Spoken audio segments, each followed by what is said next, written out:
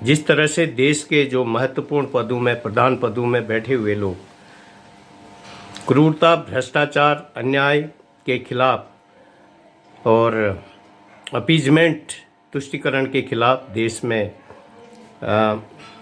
ज़ोर शोर से प्रचार कर रहे हैं। बहुत इससे लगता है कि अब देश में जो जायज़ लोगों को उनका हक मिलना है वो मिलेगा। और क्योंकि भ्रष्टाचारी चाहे कितना भी शक्तिशाली क्यों न हो, क्रूर भ्रष्टाचारी जो देश के साथ गद्दारी करता है, चाहे कितना भी, लेकिन इस सोशल मीडिया के जो है समय, टेक्नोलॉजी, एआई जब प्रत्येक देश में विकसित हो चुकी है और हमारे देश में तो इसका काफ़ी विकास हो चुका है एआई का, क्योंकि इसका किसी भी देश में पीड़ित, शोषित, वंचित, गरीब, दलित का जो वास्तविक हक नहीं मिलता है, उसका कारण ही मेन यह है कि फ्रॉड है। फ्रॉड मानसिकता, नेगेटिव मानसिकता के लोग फ्रॉड करके फिर भ्रष्टाचार करते हैं और उसके बाद अपीजमेंट, नेगेटिव मानसिकता उनको अच्छा काम करने ही नहीं देती है, और जिस कारण से देश का जो वास्तविक ज़रूरतमंद पीछे रह जाता है। तो जिस तरह से अपीजमेंट, भ्रष्टाचारी बने ईमानदार लोगों को अलग थलग करता है, तुष्टीकरण जो है भ्रष्टाचार करके अलग थलग करता है, तो ऐसे लोगों को के लिए एक संदेश है कि सदा न फूले फले तुरई, सदा न सावन होई, सदा न यौवन स्थिर रहे, सदा न जीवे कोई। इसलिए रोटी, कपड़ा, मकान के बावजूद भी बहुत सारे लोग ईमानदार लोगों को, ईमानदार युवाओं को, ईमानदार नारी शक्ति को आगे बढ़ने का मौका नहीं मिलता है। धन बल के कारण, छल बल के कारण, क्रूर भ्रष्ट मानसिकता कैटेगरी के कुछ लोग क्रूरता करके उन्हें गुलाम बना देते हैं। देश का स्वाभिमान बिक जाता है और इस देश की जो पवित्र भूमि में जहां वीर रजवाड़ों ने अपना सब कुछ बलिदान देकर देश के स्वाभिमान को बचाने का प्रयास किया, वहीं पर देश के कुछ स्वार्थी लोग, आज भी लोभ लालच मानसिकता के लोगों ने अपने व्यक्तिगत स्वार्थ के लिए उनकी स्वार्थी मानसिकता का फ़ायदा उठाकर धन बल से, अपने छल बल से उन्हें बस में कर लिया और अपने स्वार्थ के लिए बिक गए। देश गुलामी के कालखंड में जकड़ गया। आपको पता है, फॉरेनर जो यहाँ पर हमारे देश को, फॉरेनर ने जो गुलाम बनाया, इसी कारण हमारे ही कुछ लोग, जिस तरह से आज भी कुछ जगह पे हो रहा है, स्वार्थ, लोभ लालच के कारण उनके आगे अपने देश के स्वाभिमान को उन्होंने गिरवी रख दिया और देश गुलामी के कालखंड में जकड़ गया। यही कारण है सैकड़ों वर्षों तक हमारा देश फॉरेनर्स का गुलाम बना रहा। चीन, जापान, अमेरिका से जो देश, हमारा देश भारत कई गुना आर्थिक आधार पर आगे था, वहीं भूखमरी, गरीबी, बेरोजगारी, अंधकार के दलदल में फंस गया और गुलाम हो गया। लेकिन अब मॉडर्न टेक्नोलॉजी आ गई का ज़माना है, अब सोशल मीडिया का ज़माना है। कोई भी ज़्यादा दिन तक गलत कार्य कम कर नहीं सकता, बच नहीं सकता। इसलिए ऐसे लोग खुद को सुधारें, अपने जीवन में तुष्टीकरण, स्वार्थी, लोभी, लालची, नकारात्मक, नेगेटिव मानसिकता में सुधार लाकर देश की वास्तविक इस बीमारी का इलाज करें और देश को लगी हुई क्रूरता, भ्रष्टाचार, अन्याय, तुष्टीकरण की जो बीमारी है, भीतर ही भीतर जो इस देश की चिड़िया को सोने की चिड़िया को खा रही है। आप सोशल मीडिया में जाएं, हमारा देश जो 1917 में 13 गुना अमेरिका से आगे था, क्योंकि जो हमारा रुपया था वो अमेरिका से के डॉलर से 13 गुना आगे था। यानी कि 13 एक रुपये में 13 अमेरिकी डॉलर हुआ करते थे। और इसका मतलब हुआ कि 13 डॉलर का एक रुपया, तो हमारा देश अमेरिका से 13 गुना अमीर था। आज एक डॉलर 80 रुपये से ज़्यादा का है। इसका मतलब है कि आज हमारा देश अमेरिका से 80 गुना गरीब है। इसके पीछे का कारण है भ्रष्टाचार, तुष्टीकरण, फ्रॉड, नेगेटिव मानसिकता, स्वार्थी, लोभी, लालची, नेगेटिव मानसिकता के मैं अभी इसमें बहुत बड़ा परिवर्तन लाने की ज़रूरत है। भ्रष्टाचार, क्रूर मानसिकता, छल बल द्वारा एकत्र के धन का प्रयोग करके आज कुछ लोग वास्तविक रूप से शोषित, पीड़ित, वंचित, गरीब, दलित को उनका वास्तविक हक और लेन देने में, उनकी खुशहाली में बाधक है। न सिर्फ उनकी खुशी में बल्कि देश की खुशहाली में बाधक।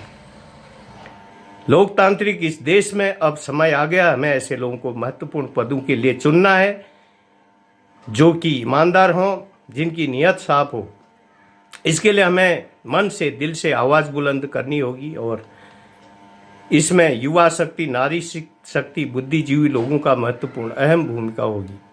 आने वाला वक्त भारत का एक नया अध्याय लिखेगा, देश के उन महापुरुषों के सपनों को गौरवान्वित करेगा जिन्होंने देश की खुशहाली के लिए, देश की तरक्की के लिए अपने खून पसीने का एक एक कतरा देश की खुशहाली के लिए लगाया था।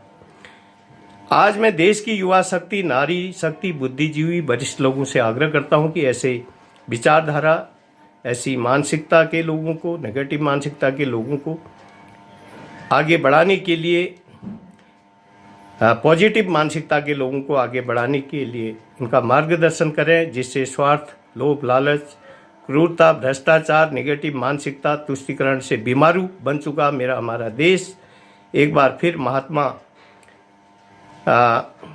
महान बने। हर एक डिपार्टमेंट में व्यवस्थाओं में सुधार लाया जा सके और प्रत्येक का साथ, प्रत्येक का विकास, प्रत्येक का प्रयास, प्रत्येक का सबका जो है विश्वास के साथ यह देश एक बार फिर से गोल्डन बर्ड, सोने की चिड़िया बने। और आज हमारे देश का जो होनहार, मेहनती युवा जिस तरह से अपने टैलेंट का सही हक नहीं पाने के कारण बाहर जा रहा है, आपने देखा होगा बहुत सारे टैलेंटेड युवाओं को अमेरिका, रशिया, चीन, जापान बड़ा पैकेज देकर ले जाता है। इससे देश की टेक्नोलॉजी में फर्क पड़ रहा है। यदि इन युवाओं को अपने ही देश में उनकी मेहनत का वास्तविक मनमाना, वास्तविक जो है उनको वेतन मिलेगा तो वो अपने ही देश में, अपने राज्य में टेक्नोलॉजी का विकसित करेंगे। तो ऐसी इसमें अच्छी चीज़ों का, अच्छी दवाइयों का उत्पादन होगा तो देश बीमारू भी नहीं बनेगा और विकास करेगा। क्रूरता, अन्याय, भ्रष्टाचार, तुष्टीकरण, भूखमरी से, बेरोजगारी से उठकर आज ऊपर उठकर जो है बहुत सारे लोग महापुरुष बन चुके हैं, आपने देखा होगा। और आपने देखा होगा पहले कितनी गरीबी हालों में कई लोग आगे बढ़े हैं, कई महापुरुष बने हैं और इंस्पायर उनसे जो है मोटिवेट ही नहीं, दुनिया जो है इंस्पायर भी हो रही है।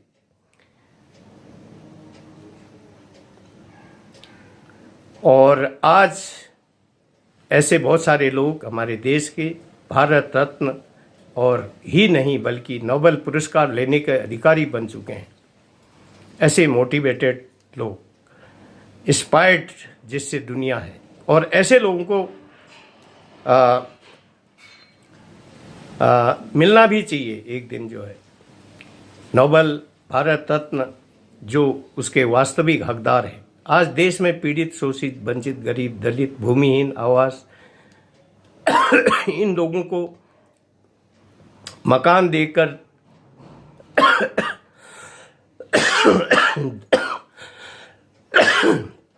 देश के महापुरुष पुण्य कमा रहे हैं, तो मध्यम वर्ग जो भी अभावग्रस्त जीवन जीने को मजबूर है और आर्थिक आधार से मजबूत कुछ अमीर लोग भी बीमारी के कारण परेशान हैं। इसका हल भी निकालना होगा, तभी देश में सामंजस्य और संतुलन बैठेगा और देश फिर एक बार आर्थिक रूप से मजबूत बनकर बुलंदियों को छुएगा। ऊंच नीच, जाति पाति में नियंत्रण होगा और स्वार्थ, लोभ, लालच, क्रूरता की मानसिकता से ऊपर उठकर अब हमें अपना गिलहरी की तरह योगदान देना होगा। गिलहरी की कहानी आपको पता है।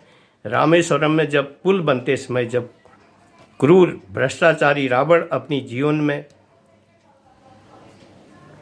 सुधार लाने को तैयार नहीं था और माँ जानकी को वापस देने को तैयार नहीं था, तो भगवान प्रभु राम ने नर बानर पशु पक्षियों का सहारा लेकर लंका में चढ़ाई की और बीच में समुद्र का पानी आ गया। उसमें पुल बनाने की चुनौती थी, कठिन, लेकिन पत्थरों ने भी अपना दायित्व निभाया और तैरने लगे। पुल बनता गया और गिलहरी जैसी प्राणी अपने मुंह में मिट्टी ले जाकर उन पत्थरों के बीच की खाली जगह को भरने का प्रयास किया, जिससे पुल तैयार हुआ और अंत में भगवान प्रभु राम की सेना ने लंका में चढ़ाई की और अधर्म असत्य का अंत करके लंका में धर्म विभीषण को राजगद्दी में बैठाकर वहाँ पर प्रभु राम राज स्थापित किया और माँ जानकी को लेकर अयोध्या वापस आए। आज ऐसा तो नहीं है, लेकिन फिर भी क्रूरटी, करप्शन और अन्याय, जो अपीजमेंट, नकारात्मक नेगेटिव मानसिकता के कुछ लोगों ने के जीवन में सुधार लाकर और उनका अहंकार समाप्त करके देश में फिर से खुशहाली लाई जा सकती है।